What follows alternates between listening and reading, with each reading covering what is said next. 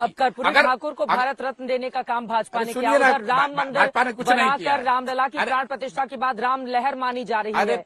लहर है तो फिर काहे फिर नीतीश कुमार के पीछे दौड़ रहे हो? लहर है तो उसी लहर के आधार पर लड़ लेते चुनाव, फिर क्यों इतना झूठ मूठ का अरे तो इंडिया गठबंधन को भी तो इन लोगों को सबक सिखाना है। ये ठीक बात है कि आपने ये बात ठीक कही। भाजपा के केंद्रीय नेतृत्व ने इंडिया गठबंधन को तोड़ने के लिए, राष्ट्र के स्तर पर राजनीतिक फायदा उठाने के लिए बिहार और बिहार के हितों के, बिहार के बच्चों के भविष्य को बलि चढ़ा दिया।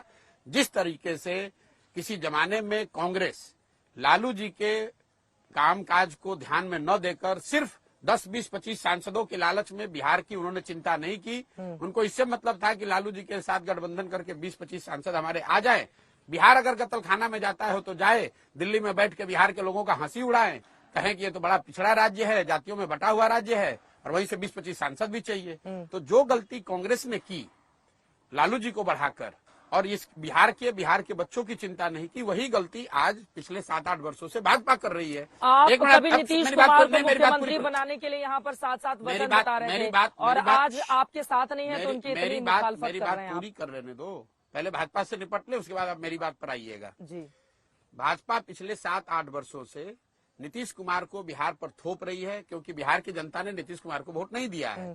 2020 में बिहार में सबसे बड़ा दल भाजपा है, तो अगर आपको नीतीश कुमार के साथ भी गठबंधन बनाना है तो आप अपना मुख्यमंत्री बनाइए, और न भी बनाइए तो अगर आपका उप मुख्यमंत्री है तो जो बिहार को लेकर वादे किए गए हैं, बिहार में स्थिति, बिहार में अगर गरीबी है, पलायन है, तो उसकी जिम्मेवारी भी भाजपा को लेनी चाहिए। मुख्यमंत्री आप बनाइएगा और बिहार में जो बदहाली है उसका जिम्मा आप। बीजेपी कह तो रही है जंगल राज था, इस वजह से तंग होकर अच्छे हो गए, बीजेपी के साथ शामिल अच्छे हो गए हैं। तो अभी आगे लॉ एंड ऑर्डर पे काम आगे पिछले 5 वर्ष से तो इन्हीं के साथ सरकार में थे। नीतीश बाबू 18 साल रहे हैं मुख्यमंत्री, उस 18 साल में 15 साल वो भाजपा के साथ रहे हैं। ये भाजपा वाले कहाँ किसको बेवकूफ बना रहे हैं? और मैं आपको सुनिए समीकरण की बात, मैं आपको एक चीज लिख के दे रहा हूँ, कैमरे पे बता रहा हूँ आपके दर्शकों को।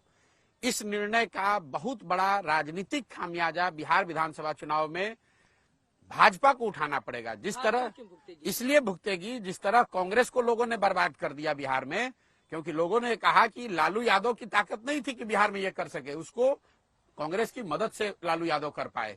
उसी तरह बिहार की जनता आज ये देख रही है कि नीतीश अपने दम पर बिहार नहीं जीत सकते, मुख्यमंत्री नहीं बन सकते हैं।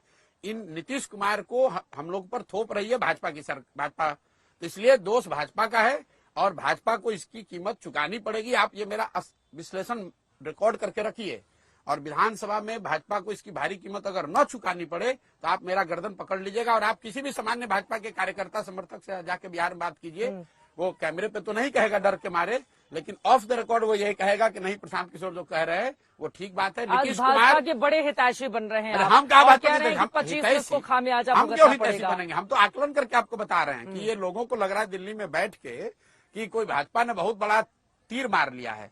तीर उन्होंने इस नायते मार लिया कि जो इंडिया गठबंधन बनाने वाले लोग थे उनको उन्होंने थोड़ा छितर बितर कर दिया।